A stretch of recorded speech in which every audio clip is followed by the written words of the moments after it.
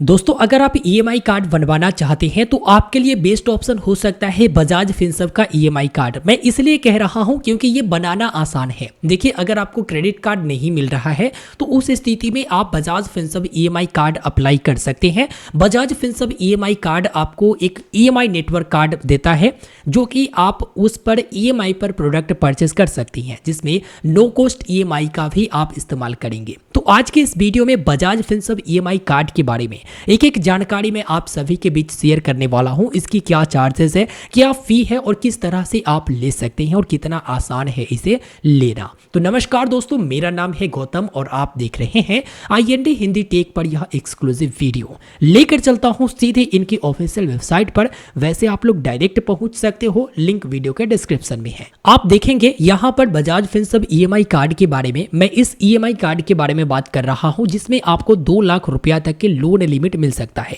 जो इसमें लिमिट मिलता है वो लोन लिमिट कहे जाते हैं। और आप देखेंगे यहां पर लिखा हुआ है इंस्टा ईएमआई कार्ड, जो कि आप देखेंगे 1 मिलियन प्लस प्रोडक्ट आप नो कॉस्ट ईएमआई पर इससे आप परचेस कर सकते हो। नो कॉस्ट ईएमआई में ये होता है कि ईएमआई पर जब भी आप प्रोडक्ट परचेस करते हो, बैंक या फिर जो ईएमआई देने वाले होते हैं वो आपसे चार्ज करते हैं, इंटरेस्ट चार्ज करती हैं। अब नो कॉस्ट ईएमआई अगर हो जाता है तो जितना इंटरेस्ट चार्ज करना होता है, किया जाता है, उतना पहले ही आपको डिस्काउंट दे दी जाती है। सपोज करो आप 3 महीने के लिए आप ईएमआई टेन्योर चुन रहे हो और 3 महीने में आपका इंटरेस्ट लगने वाला है 500 रुपया, तो वो 500 रुपया का इंस्टेंट डिस्काउंट आपको मिल जाता है अगर नो कॉस्ट ईएमआई पर प्रोडक्ट परचेस करते हो। इसके बाद इन्होंने लिखा है कि आपको प्री अप्रूव्ड लोन लिमिट मिलता है अप टू 2 लाख रुपया का। मतलब अप्रूवल के लिए आपको वेट नहीं करना पड़ता है। जैसे ही आप अपना डिटेल भरते हो आपको बता देता है मिलेगा या फिर नहीं, और मिलेगा तो कितना लिमिट मिलेगा ये भी यहां पर बता दी जाती है। इसके बाद आप देखोगे 100% डिजिटल प्रोसेस।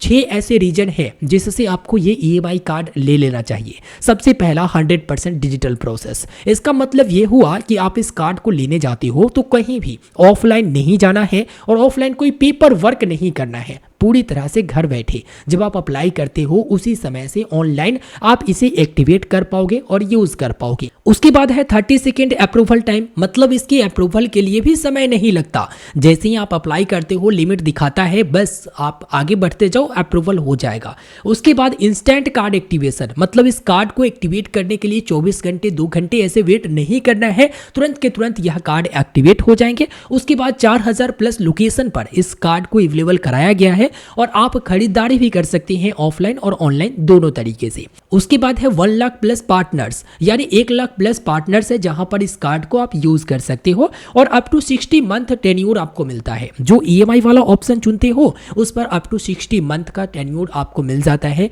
ईएमआई करवा सकते हो अप टू 60 मंथ तक।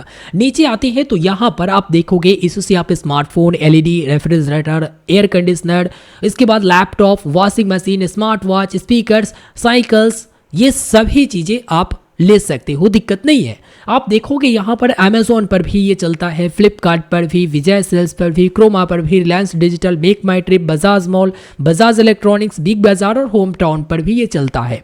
अब आइए देखते हैं कि किस तरह से इस कार्ड को अप्लाई करना होता है और हम लोगों को किस तरह से ये कार्ड मिलते हैं। तो सबसे पहले जब डिस्क्रिप्शन में दिए गए लिंक पर क्लिक करोगे तो इस वाले पोर्टल पर, इस वाले पेज पर आप आ जाओगे। आने के बाद यहाँ पर सबसे पहले आपको अपना मोबाइल नंबर दर्ज करना होता है और गेट इट नाउ बटन पर आपको क्लिक करना होता है। जब आप गेट इट नाउ पर क्लिक करते हैं तो आपके डिवाइस पर, आपके मोबाइल फोन पर एक ओटीपी आ जाता है। जैसा कि मेरे मोबाइल फोन में आ चुका है तो यहाँ पर मुझे ओटीपी दर्ज करके और सबमिट बटन पर क्लिक करना होगा। इसके बाद आपको अपना पूरा नाम यानी फुल नेम दर्ज करना होता है। फुल नेम दर्ज करने के बाद पर्सनल डिटेल आपको दर्ज करनी होती है, जिसमें आप देखोगे आपका अपना फुल नेम, उसके बाद पैन नंबर, उसके बाद डेट ऑफ बर्थ, उसके बाद पिन कोड, और पिन कोड के अकॉर्डिंग ही आपका सिटी बता दी जाती है। नीचे में आप देखोगे तो एम्प्लॉयमेंट टाइप, अगर आप एक सैलरीड पर्सन है तो सैलरीड को चुनते हो, अगर सेल्फ एम्प्लॉयड हो तो सेल्फ एम्प्लॉयड वाले ऑप्शन को चुनते हो। उसी प्रकार से जेंडर, मेल के लिए मेल को चुनते हो, फीमेल के लिए फीमेल और अदर के लिए अदर वाले ऑप्शन को चुनते हो। अगर आप देखोगे नीचे में तो आपको GSTIN नंबर भी दर्ज करना होता है। ये GSTIN नंबर नहीं है तो ये ऑप्शनल में है, छोड़ दो, कोई दिक्कत वाली बात नहीं है।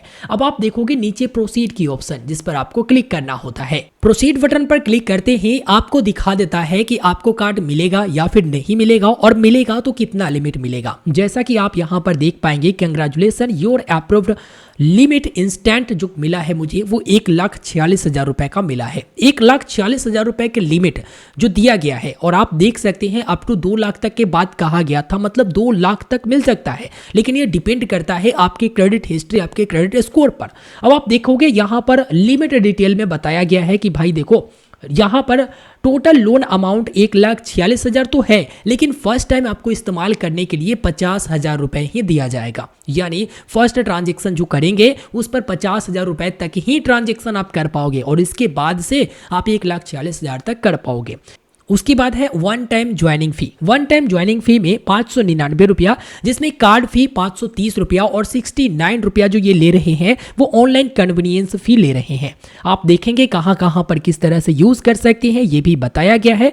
अब यहाँ पर मैं थोड़ा देर आपको रोकता हूँ और सबसे पहले इसके और चार्जेस के बारे में बताता हूँ, क्योंकि भाई इसके आगे बढ़ने से पहले इसके चार्जेस के बारे में जान लेना जरूरी है। तो जो चार्जेस का पता चलेगा वो इनके टर्म्स एंड कंडीशन से पता चलेगा। ये पूरा के पूरा टर्म्स एंड कंडीशन है जो कि आप देख पाएंगे, और स्लाइड करते हुए नीचे की तरफ आते हैं, और यहाँ पर फी और चार्जेस एनेक्सर 1 में दिया गया है। और फी और चार्जेस में सबसे पहले ये बताते हैं कि EMI कार्ड नेटवर्क फी 530 रुपया, चाहे EMI नेटवर्क कार्ड हो या EMI कार्ड हो, दोनों का वही बातें हैं, 530 रुपया। उसके बाद ऑनलाइन कन्वीनियंस फी 69 रुपया, जो कि टोटल मिलाकर 599 रुपया हो जाता है, जैसा कि आपने देखा।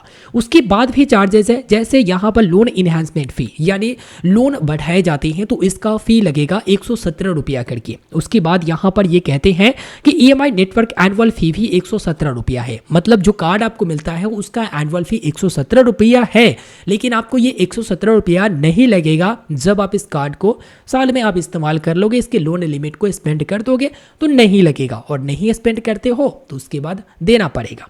इसके बाद और भी नीचे आते हैं तो आप देखेंगे add on EMI card network fee, जो कि 199 रुपया। इस कार्ड के साथ साथ आप अपने फैमिली मेंबर के लिए एड ऑन कार्ड लेना चाहेंगे तो वो आपको दिया जाएगा, लेकिन इसके लिए 199 रुपया की चार्ज आपको पे करना पड़ेगा। जो एड ऑन कार्ड होता है वो आपके ही बेस से दिया जाता है, मतलब आपका जो क्रेडिट लिमिट रहता है उसी से ये एड ऑन कार्ड भी दी जाती है, ठीक है, उसी लिमिट के साथ रहता है। उससे जो स्पेंड करोगे वो भी आपको पेमेंट करना पड़ेगा, अपने से स्पेंड करोगे वो भी आपको ही पेमेंट करना पड़ेगा। उसके बाद देखेंगे प्रोसेसिंग फी। प्रोसेसिंग फी जो कि फॉर अवेलिंग लोन, और ये कार्ड के बारे में बताया गया है अप टू 5,000 रुपए तक बताया गया है कलेक्टेड ऑफ फंड। उसके बाद यहाँ पर बाउंसेस चार्ज, यानी कि रीपेमेंट आप करते हो और यदि बाउंस हो जाता है तो उसका भी चार्जेस है, जो चार्जेस है 500 रुपया। यहाँ पर 500 जो है ना वो पर बाउंसेस है, जैसे एक बार बाउंस किया तो 500, 2 बार किया तो 500, 3 बार किया तो 500, ऐसे करके 3 बार अगर कर जाता है तो 5 5 5 यानी 1,500 रुपया, समझ रहे हो ना। उसके बाद है यहाँ पर पैनल इंटरेस्ट। पैनल इंटरेस्ट वो इंटरेस्ट होता है जैसे आप पेमेंट करने में देरी कर देते हो तो पैनल इंटरेस्ट चार्ज लगता है, जो कि 3.50 पर मंथ के हिसाब से अगर एनुअल देखा जाए तो 42% हो जाती है, इसलिए ध्यान रखिएगा, टाइमली पेमेंट करिएगा। उसके बाद मैंडेड रिजेक्शन चार्जेस भी है, अगर मैंडेड रिजेक्ट हो जाता है रिजेक्शन चार्ज 450 रुपया आपको पे करना पड़ेगा, इस बात को आप ध्यान में रखेंगे। उसके बाद है मैंडेड रजिस्ट्रेशन चार्ज। अब मैंडेड आप करते हो, ई मैंडेड करते हो, ऑनलाइन कार्ड को एक्टिवेट करते हो तो मैंडेड रजिस्ट्रेशन का भी चार्ज है, अगर एप्लीकेबल होता है तो भाई 118 रुपया आपको मैंडेड रजिस्ट्रेशन शुल्क देना पड़ेगा। उसके बाद है लोन इन्हांसमेंट फी, जो कि मैंने आपको बताया कि लोन अगर आप इन्हांस करते हो तो पहले EMI में ये चार्ज जुड़ जाएगा 117 रुपया। उसके बाद आप देखोगे कन्वीनियंस फी भी 117 रुपया, ये भी आपकी फर्स्ट EMI में जुड़ जाएंगे। तो जो भी एक्स्ट्रा चार्जेस है जो जुड़ने वाले हैं वो इन्होंने लिख रखा है कि जुड़ जाएगा। अब बात करते हैं आगे की प्रक्रिया को। आगे की प्रक्रिया यही है कि अगर आपको इस कार्ड को लेना है ना तो लिंक वीडियो का डिस्क्रिप्शन में है, उस पर क्लिक करके आइएगा और जो प्रोसेस मैंने बताया उतना तक करिए और इसके आगे देखिए कि आगे क्या होता है। तो आगे आपको मिलता है ऑप्शन प्रोसीड फॉर वेरिफिकेशन। तो प्रोसीड फॉर वेरिफिकेशन पर आपको क्लिक करना होता है। उसके बाद जो आपका एड्रेस होता है, आपका फोटो होता है जो आपके नंबर के बेसिस से वहां पर दिखा देता है आपका, उसके बाद date of birth, mobile number और नाम भी दिखाता है। तो अगर एड्रेस पुराना है तो अपडेट कर सकते हो, दिक्कत नहीं होगा। अब अपडेट एड्रेस पर आपको क्लिक करना पड़ेगा और जब एड्रेस अपडेट कर लोगे उसके बाद आप कंफर्म कर देना। अगर वही एड्रेस पर आप टिके हुए हो तो कंफर्म कर देना। कंफर्म करने के बाद आपको पेमेंट करने का ऑप्शन आता है। जो पेमेंट आप करते हो प्रोसीड फॉर पेमेंट पर क्लिक करके, जैसे ही आप प्रोसीड फॉर पेमेंट पर क्लिक करते हो आपके सामने पेमेंट का ऑप्शन आ जाएगा, जिसमें आप देखेंगे UPI, debit card, credit card. तो यूपीआई को चुनना चाहते हो तो पे नाउ वाले ऑप्शन पर आप क्लिक करते हो और जैसे ही आप पे नाउ वाले ऑप्शन पर क्लिक करते हो सीधे आप पेमेंट पेज पर आ जाते हो और जहां से भी आपको पेमेंट करना है वहां से आप पेमेंट कर देती हो, जैसे गूगल पे से, फोन पे से, भीम से। ठीक है, उस तरह से आपको कई सारे ऑप्शन आपको मिल जाते हैं पेमेंट करने का। जो भी आप पेमेंट करना चाहें इजीली आप कर सकते हो। जब एक बार पेमेंट सक्सेस हो जाता है तो आपका कार्ड इशू कर दिया जाता है और यहाँ पर कार्ड इश्यूड लिखा जाता है। कार्ड नंबर कुछ हाइड करके दिखाता है। अगर आप देखना चाहते हैं तो व्यू पर क्लिक करते हैं और जब आप व्यू पर क्लिक करते हैं तो उसके बाद यहाँ पर आपसे एक OTP खोजा जाता है जो आपके रजिस्टर्ड मोबाइल नंबर पर आती है। OTP देने के बाद आप देखोगे कार्ड इशू हो जाता है, लेकिन ई मैंडेट में नॉट रजिस्टर्ड दिखाता है। और ई मैंडेट में जब नॉट रजिस्टर्ड दिखाता है तो कैसे आप अपने कार्ड को एक्टिवेट करोगे? तो कार्ड एक्टिवेट करने के लिए नीचे एक्टिवेट नाउ की ऑप्शन आपको मिलते हैं। एक्टिवेट नाउ पर जैसे ही आप क्लिक करते हैं तो उसके बाद अकाउंट होल्डर का नाम, उसके बाद IFSC कोड और उसके बाद account number, account type saving है या फिर करेंट है। और जब आप इसे सेलेक्ट करते हो तो बोलता है कि आप सुटेबल रजिस्ट्रेशन मोड में क्या है, जैसे ऑनलाइन आप सुटेबल है रजिस्ट्रेशन करने में या फिर आप डेबिट कार्ड से या इंटरनेट बैंकिंग से। तो वो ऑप्शन तीनों में से कोई एक आपको चुनना पड़ता है। यहां पर मैं एक बात बता दूं कि ये ई मैंडेट आप करते हो ना, उस समय ₹1 आपके अकाउंट से डेबिट होता है और वापस वो क्रेडिट कर दिया जाता है। वो चेक करते हैं कि हाँ पैसे हम वहां से डेबिट कर सकती हैं या फिर नहीं कर सकती हैं। आप सोचोगे जो ई मैंडेट लगाए जाते हैं उसमें तो मेरा सारा के सारा पैसा काट लेगा, तो नहीं, वो जो बिल अमाउंट होता है उसी अनुसार से कटती हैं। और जो ई मैंडेट आप लगाते हो वो लिमिट भर होता है कि हाँ अप टू इतना तक ही पैसे कट सकती हैं। ठीक है, आगे बढ़ते हैं तो आगे आपको दिखाता है कि कितना तक के यहाँ पर ई मैंडेट अमाउंट लग रहे हैं, जैसे अप टू 25,000 यहाँ पर बताए जा रहे हैं। एक बार डिटेल दिखाता है, उसके बाद आपको वेरिफिकेशन मोड सिलेक्ट करना होता है, जैसे डेबिट कार्ड, नेट बैंकिंग या आधार कार्ड भी चुन सकते हैं। डेबिट कार्ड ऑप्शन चुनिए, बढ़िया रहेगा। टर्म्स एंड कंडीशन को एग्री करिए और उसके बाद आगे बढ़ जाइए और पेमेंट कर दीजिए। पेमेंट करने के लिए बस आपको CRN कस्टमर अकाउंट नंबर जो भी है, CRN कस्टमर ID है वो डाल दीजिए। उसके बाद कैप्चा, उसके बाद गेट माई कार्ड पर क्लिक करिए, कार्ड डिटेल आपको दिखा देगा और कार्ड डिटेल दिखाने के बाद यहाँ से आप पेमेंट कर दीजिए। थोड़ा सा स्किप यहाँ पर मैं कर देता हूँ। आगे आप जब आते हो ई मैंडेट करने तो NPCI के पोर्टल पर आपको ले जाता है और NPCI के पोर्टल पर आपको क्या करना होता है, यहाँ पर देखना होता है कि सब कुछ सही है ना, तो हाँ उसके बाद आपका ऑथेंटिकेशन सक्सेस हो जाता है।